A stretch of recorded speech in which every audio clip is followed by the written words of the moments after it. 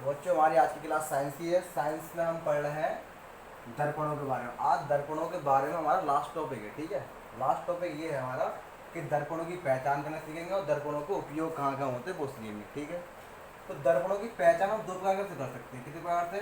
दो प्रकार से। पहला स्पर्श करके यानी छू के, ठीक है। दूसरा प्रतिबिंब को देखकर, प्रतिबिंब के आधार पर हम पहचान सकते हैं कौन सा दर्पण है कौन सा दर्पण नहीं है, ठीक है। जैसे कि स्पर्श करके देखते हैं पहले। छू के मतलब जो गोली दर्पण थोड़े गोलाई में होते हैं, यानी खोखले गोला कटा हुआ भाग होता है, तो जाहिर सी मतलब खोखला गोला तो गोल होता है ना, तो दर्पण भी कहते हैं तो गोलाई में होगा। तब गोलाई में दर्पण होगा तो कौन दर्पण होगा? दो हो सकते हैं उसमें, एक तो अवतल है एक उत्तल। जब गोलाई में होंगे तो कितने हो सकते हैं? दो, एक अवतल और एक उत्तल।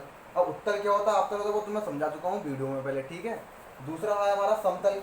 समतल समझते हो? सीधा सीधा होता है पूरा, अगर छू के बिल्कुल सीधा लगे तो कौन सा? समतल दर्पण हो गया, ठीक है।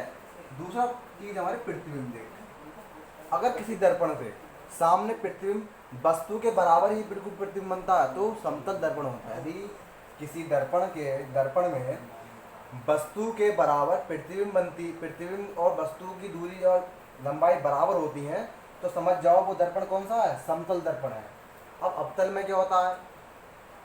देखो अवतल में क्या होता है, वस्तु का प्रतिबिंब उल्टा हुआ सीधा वास्तविक का उल्टा बनता है, ठीक है। अगर किसी किसी दर्पण का प्रतिबिंब उल्टा हुआ वास्तविक बनता है तो दर्पण कौन सा है? अवतल, उत्तल, सॉरी अवतल दर्पण है। उत्तल में इसका उल्टा होता है, भाई प्रतिबिंब आभासी बनता है और सीधा बनता है, ठीक है। तो ये हमारा स्पर्श करके और प्रतिबिंब देखकर दोनों पॉइंट कंप्लीट हो गए। अब पढ़ेंगे हम चौथा पॉइंट हमारा अवतल दर्पण का उपयोग क्या होता है। जो अवतल दर्पण का उपयोग दाढ़ी बनाने में, डॉक्टरों की टॉर्च में, टेबल लैंपों में, रेलवे इंजनों में, मोटर कारों में, स्टीमरों में, ठीक है। और सर्च लाइटों में। सर्च लाइटों में देखी होंगी कि जगह जगह कहीं फैक्ट्री वगैरह सर्च लाइट लगी होती है, जैसे कोई चोट वगैरह घुस जाए तो देखने उठने के लिए, ठीक है। दाढ़ी बनाने में क्या होता है? इसका प्रयोग होता है अवतल दर्पण का। डॉक्टर की टॉर्च, डॉक्टर जब मुंह में देखता है टॉर्च में तो टॉर्च के जो लेंस होता है, आगे जो लेंस होता है वो कौन सा होता है? सॉरी, लेंस के अंदर जो गोलाई वाला भाग होता है वो कौन सा? अवतल दर्पण होता है, ठीक है। अगला हमारे क्या है? उत्तल दर्पण का उपयोग। तो उत्तल दर्पण का उपयोग सड़कों, बाजारों में लगे लैंपों, देखा होगा सड़कों पर लैंप लगे होते हैं, बाजारों में लैंप लगे होते हैं, तो उनमें जो लैंप के अंदर वाला जो भाग होता है वो हमारा कैसा होता है? उत्तल दर्पण का होता है। किसका होता है? उत्तल दर्पण का होता है, ठीक है। और ड्राइवरों की सीट के पास जो शीशा लगा होता है ना, ड्राइवर की सीट के कहते हैं बाइक की साइड में शीशा होता है, ड्राइवर की सीट के पास शीशा होता है कारों में, तो उन शीशों में क्या होता है? उत्तल दर्पण लगा होता है। क्या होता है? उत्तल दर्पण लगा होता है, ठीक है। तो हमारे दर्पणों के बारे में और प्रकाश के परावर्तन के नियम और दर्पण के बारे में हमने सब कुछ पढ़ लिया। अब अगला टॉपिक हमारा सुनता है, नया टॉपिक हमारा प्रकाश के अपवर्तन।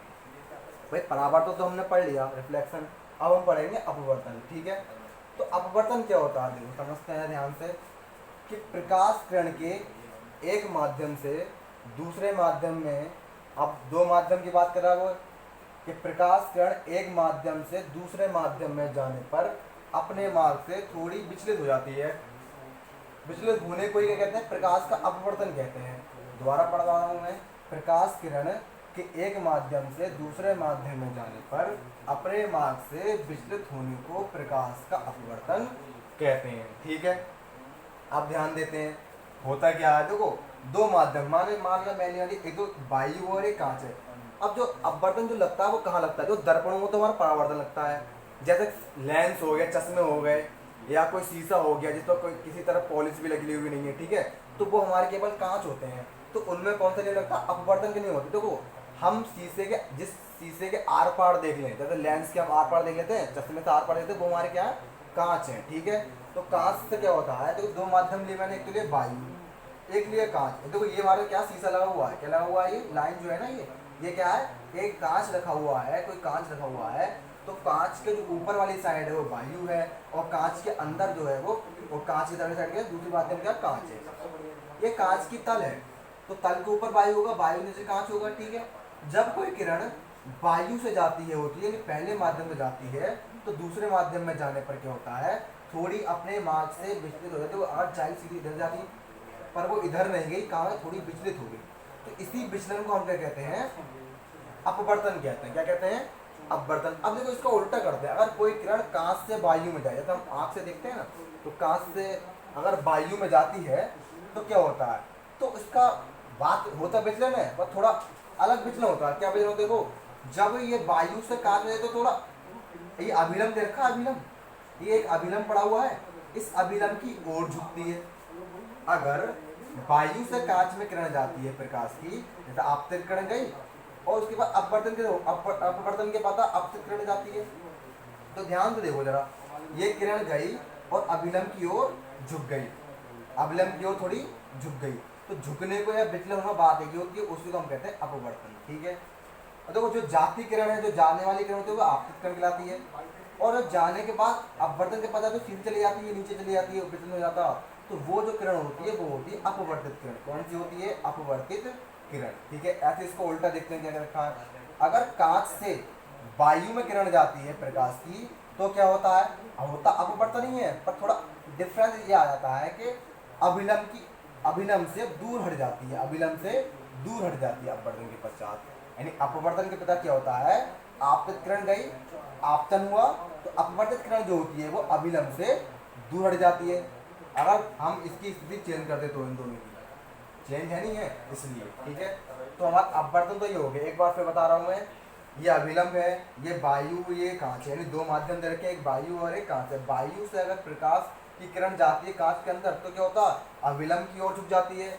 अगर कांच से वायु में जाए तो किरण कहाँ जाती है, अभिलंब से दूर हट जाती है। ठीक है, तो ये हमारा क्या था आज का अपवर्तन के बारे में था, और दर्पण के उपयोग पर पड़े थे। ठीक है, तो आज के लिए बस काफ़ी इतना ही काफ़ी है। ठीक है, बाकी मैं कराऊंगा अगले वीडियो में।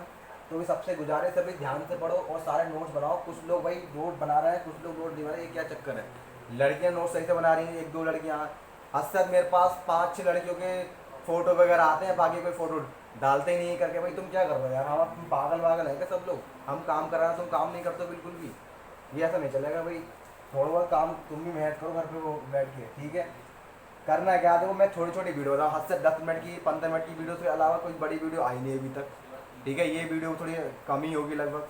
तो क्या कर रहे हो अभी तुम लोग, इतना वीडियो देख के तुम कर नहीं सकते क्या? और हाँ, कल मैंने कहा था जो वीडियो डाली थी लास्ट वीडियो थी, इससे लास्ट वाली वीडियो जो थी, उसमें मैंने कहा सारणी बनाना, तो वो सारणी आप लोग बना लेना भाई।